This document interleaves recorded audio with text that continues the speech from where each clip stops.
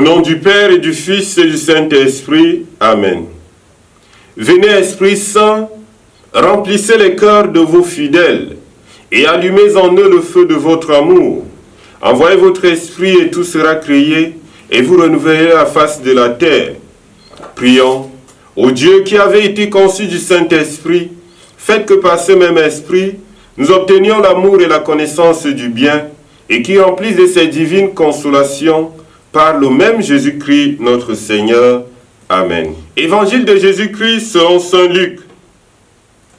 En ce temps-là, Jésus disait: Malheureuse es-tu, Chorazine, malheureuse es-tu, Bésaïde, car si les miracles qui ont eu lieu chez vous avaient eu lieu à Tyr et à Sidon, il y a longtemps que leurs habitants auraient fait pénitence avec le sac et la cendre. D'ailleurs, Tyr et Sidon seront mieux traités que vous lors du jugement. Et toi, Capharnaüm, seras-tu élevé jusqu'au ciel? Non. Jusqu'au séjour des morts, tu descendras. Celui qui vous écoute m'écoute. Celui qui vous rejette me rejette. Et celui qui me rejette, rejette celui qui m'a envoyé. Acclamons la parole de Dieu. Louange à toi, Seigneur Jésus.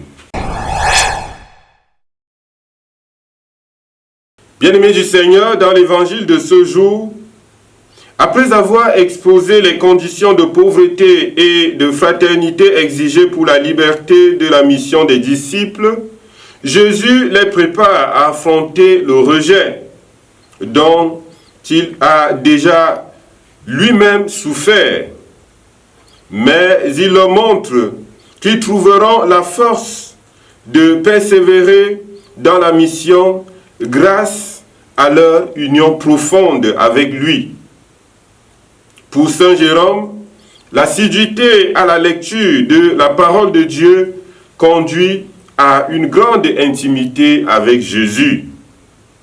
Ainsi, ne fermons pas notre cœur, mais écoutons la voix du Seigneur.